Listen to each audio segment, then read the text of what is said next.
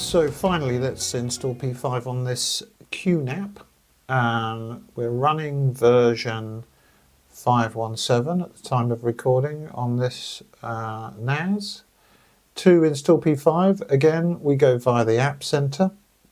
And in here we search for Archiware or P5, which will locate version 7.11. So this is a bit behind the versions available on the Synology.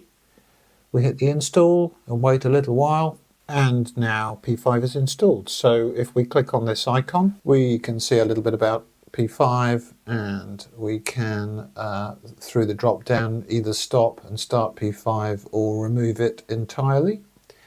If I click the open button here, then by default this links through to the HTTPS admin interface, and this is failing because the certificate is self-signed at this point.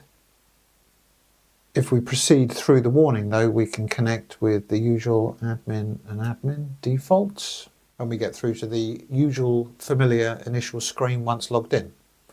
So that's how you install P5 via the store, but it's also possible to do a manual install of P5 using the installer that you can download from the download page on Archiware's website, and that means that you can run the latest version of P5 if that version isn't available in the store.